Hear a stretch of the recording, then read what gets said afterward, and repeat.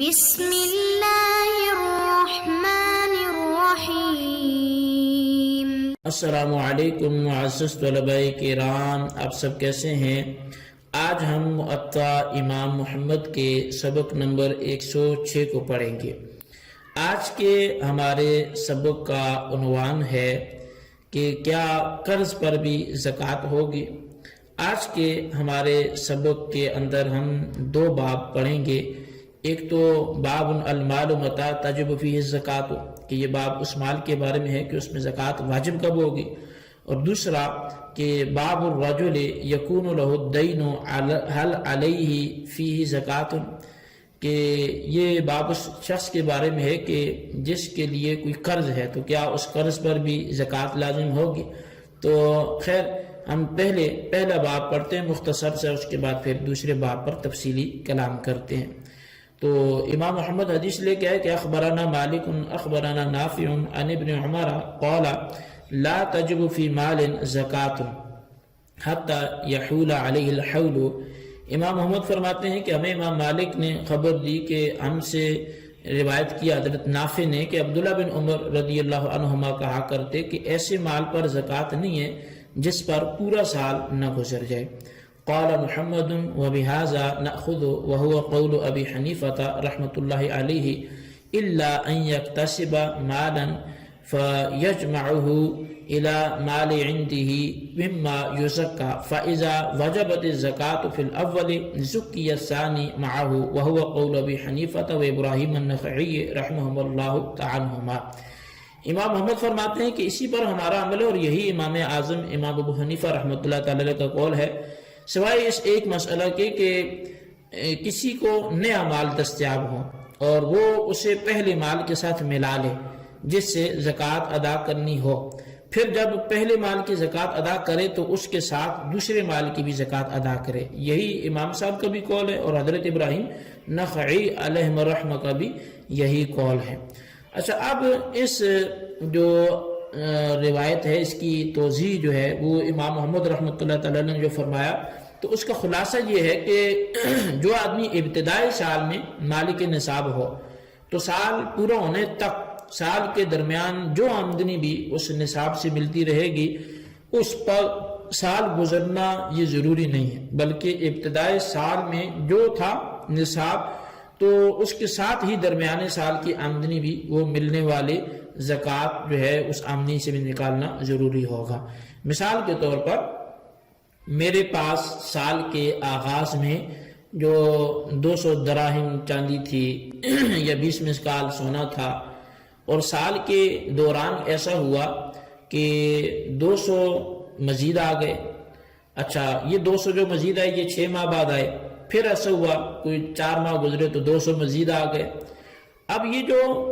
200 6 ماہ بعد آئے تھے، پھر 200 10 ماہ بعد آئے تھے، ان پہ تو ابھی سال نہیں گزرا نا، سال تو پہلے والے 200 پر گزرا ہے، لیکن جو درمیان میں آمدنی آتی رہے گی تو جب سال پورا ہوگا تو اس کل کو بھی سال کے اندر گزرا ہوا ہی شمار کیا جائے گا۔ اب جو درمیان میں بھی آمدنی ساتھ آتی رہے گی تو وہ سال پر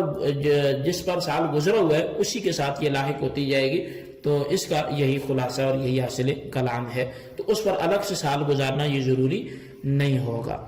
تو دوسرے باب کی طرف بڑھتے ہیں۔ اخبرنا مالک اخبرنا محمد بن عقبۃ مولى الزبیر انه سأل القاسم بن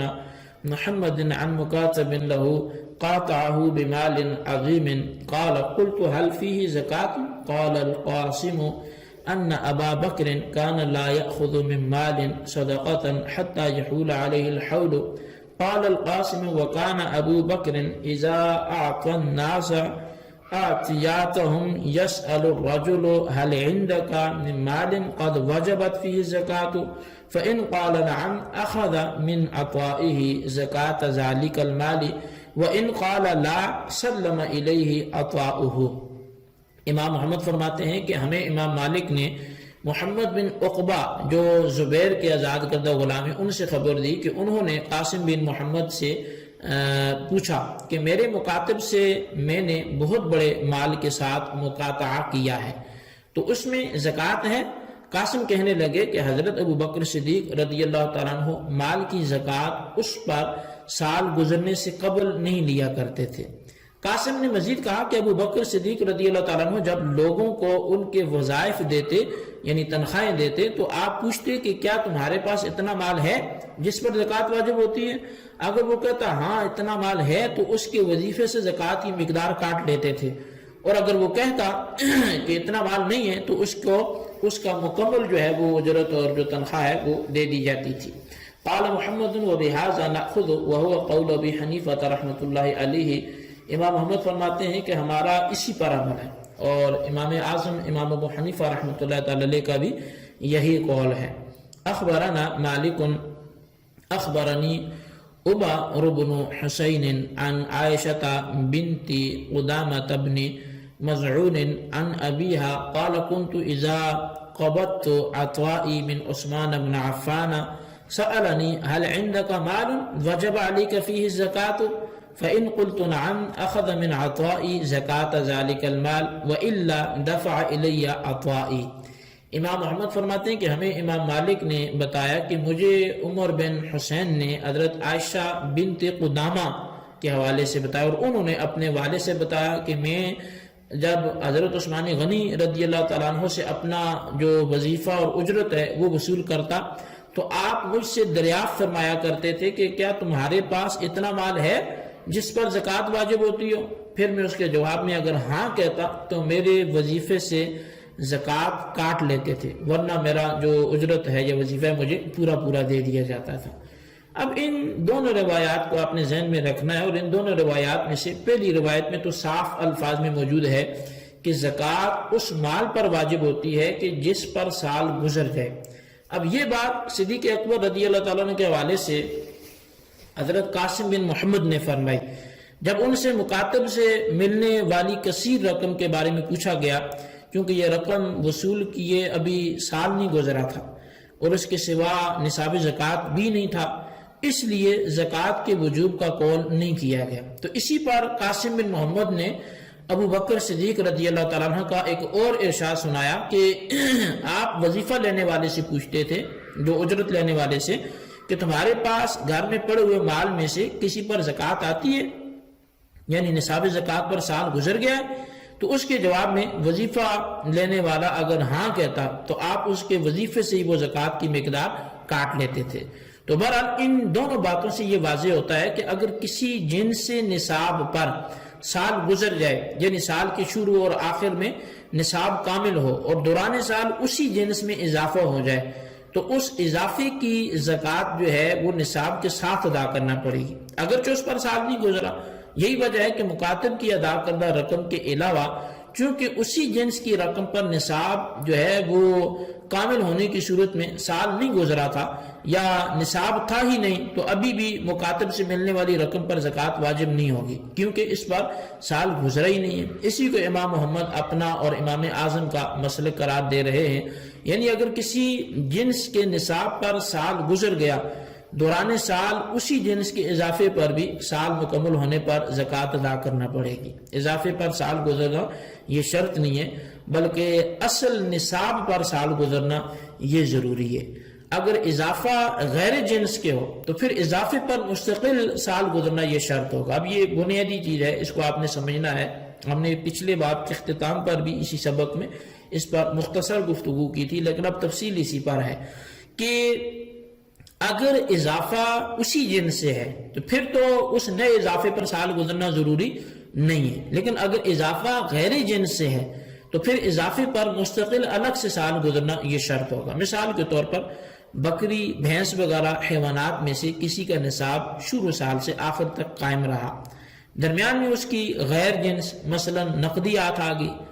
اب اس نقدی کو بکری بھینس میں شامل نہیں کریں گے، بلکہ اس کی زکوٰۃ کے لیے اس پر سال گزرنے کا اعتبار الگ سے کریں گے، کیونکہ یہ دونوں علیحدہ اجناس ہیں۔ اسی کو اگر میں دوسرے انداز سے بات کروں تو مزید واضح ہو جائے گی بات کہ ایک طرف میرے پاس 10 لاکھ تھے، تو 10 لاکھ کا سال میرا شروع ہوا جی شعبان میں، اور ظاہر آئندہ شعبان آئے گا تو اس 10 لاکھ پہ سال گزر چکا ہوگا، اس پہ زکوٰۃ لازم ہوگی۔ اب اگر اس شعبان سے آئندہ شعبان تک اس دوران میرے پاس اگر بیچ میں کوئی پیسے 1,00,000 2 3 یا اضافی رقم آتی رہی تو سال کے آخر تک بھلے وہ آتی رہی، آئندہ رجب میں بھی آئی، تو رجب میں بھی آئی ہوئی رقم کو گزشتہ کل رقم سے ملا کر شعبان میں کل رقم پر سال گزرا ہوا شمار کر کے سب کی زکوٰۃ دی جائے گی، کیونکہ وہ جو رقم آتی رہی وہ پہلے والے جس پر نصاب پر سال گزرا وہ اس کی جنس سے ہے۔ لیکن اگر اسی دوران میرے پاس 10 اونٹ آ گئے، پھر جو ہے وہ سال کے دوران میں آئے، یعنی کہ شعبان میں 10 لاکھ تھے اور پھر بڑی عید کے بعد 10 اونٹ آ گئے، تو اب جو اونٹوں کا زکوٰۃ کا سلسلہ ہوگا وہ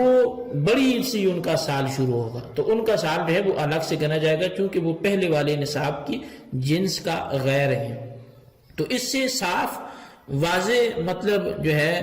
وہ سامنے آتا ہے، لیکن اس کے باوجود بھی کچھ لوگ جو ہے وہ بڑا ایک گستاخانہ لب و لہجہ حضرت امیر معاویہ رضی اللہ تعالیٰ عنہ کے لیے استعمال کرتے ہیں، اور وہ کہتے ہیں کہ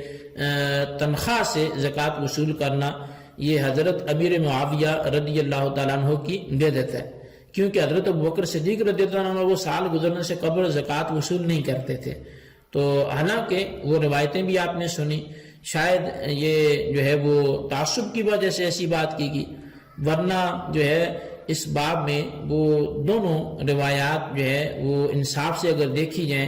تو وہ بات سمجھ میں آ سکتی ہے۔ قاسم بن محمد صاف صاف فرما رہے ہیں کہ ابو بکر صدیق رضی اللہ تعالیٰ عنہ وہ تنخواہ دینے کے بعد پوچھتے کہ کیا اس کے سوا تمہارے پاس نصاب زکوٰۃ پر سال گزر جانے کی وجہ سے زکوٰۃ واجب ہے؟ اگر وہ ہاں کرتا تو اس سے زکوٰۃ وصول کر لیتے، بصورت دیگر اس کا وظیفہ مکمل اسے عطا فرماتے۔ تو اب یہاں بعض لوگوں کا خیال یہ کہ جنس یا غیر جنس کی جو ہے وہ کوئی سا بھی اضافہ ہو، اس اضافے پر بھی سال گزرنے کے بعد زکوٰۃ ادا کرنا لازم ہے، یعنی چونکہ ہم نے یہ بات کیا حناف نے کہ جنس سے ہو تو پھر اس پہ الگ سے سال نہیں گنا جائے گا، اور غیر جنس سے ہو تو پھر الگ سے سال گنا جائے گا، اور یہ مشکل بھی نہیں ہے، آسانی سے ہو سکتا ہے۔ لیکن اس کے برعکس جو لوگ مذکورہ مسئلے میں تان کرتے ہیں حضرت امیر معاویہ رضی اللہ تعالیٰ عنہ پر، وہی لوگ یہاں پر یہ کہتے ہیں کہ جو نصاب سال کے دوران آتا جائے گا تو اس ہر ایک پر الگ الگ سے سال گننا یہ شمار کیا جائے گا۔ تو اب ان کے اس نظریے کو اگر بغور دیکھا جائے تو زکوٰۃ ادا کرنے والا وہ نہایت مشکل میں پڑ جائے گا۔ ایک کاروباری آدمی روزانہ کی آمدنی اور اضافے کا کھاتا الگ بنائے گا، پھر جس اضافے پر سال پورا ہوتا جائے گا اس کی زکوٰۃ بھی دیتا رہے گا، تو جو ہر روز اسے اضافے کی زکوٰۃ دینا پڑے گی۔ آج ایک اضافے پر سال گزر گیا تو کل دوسرے پر گزرے گا، پرسوں تیسرے پر اضافے پر گزرے گا، اس طرح تو وہ اسی اضافے کا حساب کتاب رکھنے میں ہی پڑ جائے گا اور کاروبار تو تباہ ہو جائے گا۔ اس کے برخلاف احناف نے جو مسئلے کا اپنایا ہے وہ انتہائی جاندار اور شاندار ہے، اور وہ یہ ہے کہ جنس کا اضافہ جنس میں شامل کر کے سال کے بعد مجموعہ کی جو ہے وہ زکوٰۃ دی جائے گی، اضافہ جو ہے وہ اصل نصاب کے ضمن میں شامل ہو جائے گا۔ اس مسلک پر ایک تو یہ دو روایتیں جو ترجمۃ الباب میں پیش کی گئی یہ روایت کرتی ہیں، دلالت کرتی ہیں، اور اس کے علاوہ بھی دیگر روایات ہیں۔ مثال کے طور پہ مصنف ابن ابی شیبہ میں جو ہے وہ اس تداخل کا وجوہ ذکر موجود ہے کہ حدثنا ابو بکر قال حدثنا معمر عن، یہاں پر جو ہے وہ بیان کرتے ہیں کہ یہ ساری سند کے بعد مکحول سے یہ روایت ہے، یہ آخر میں جا کر حضرت مکحول کا نام ہے کہ وہ کہتے ہیں کہ اگر کسی آدمی نے زکوٰۃ دینے کے لیے کوئی مہینہ مقرر کر ہی لیا ہے تو اسے کچھ مال مل گیا پھر اسے خرچ کر ڈالا تو اس پر اس مال کی زکوٰۃ نہیں ہے جسے وہ خرچ کر بیٹھا۔ ہاں وہ مال جو زکوٰۃ کے مہینے تک بچ گیا تو اس پر جو ہے وہ زکوٰۃ واجب ہوگی۔ تو اب یہاں پہ آپ دیکھ لیں کہ یہاں پر بھی جو زکوٰۃ کے مہینے تک مال بچ گیا اس کا کیا مطلب ہے کہ بیچ میں جو آتا گیا اور خرچ کرتا گیا، تو جو خرچ کیا تو وہ ظاہر شمار ہی نہیں ہے، وہ ہے ہی نہیں اس کے پاس، اور جو خرچ نہیں کیا اور اس کے پاس موجود ہے تو اگرچہ اس پہ سال تو نہیں گزرا کیونکہ وہ تو نیا اس کے پاس آیا، لیکن اس کے باوجود مصنف ابن ابی شیبہ یعنی ابو بکر بن ابو شیبہ جو ہے وہ ان کی یہ تحریر ہے، تو وہ یہاں کیا کہہ رہے ہیں، کیا روایت لا رہے ہیں حضرت مکحول سے کہ وہ مال جو زکوٰۃ کے مہینے تک بچ گیا تو اگرچہ وہ دوران سال آیا ہو اس کے باوجود اس پر زکوٰۃ لازم ہوگی. تو اس کا مطلب ہے حناف کا جو مذہب ہے وہ کوئی نیا نہیں ہے بلکہ وہ بالکل اس کے مطابق ہے قرآن و حدیث کے. تو ہمیں اسی کو اپنانا ہے. اللہ تبارک و تعالی ہمیں جو سنو سے سمجھنے یاد رکھنے کی توفیق نصیب فرمائے. آمین بجاہ النبی الامین صلی اللہ علیہ وسلم.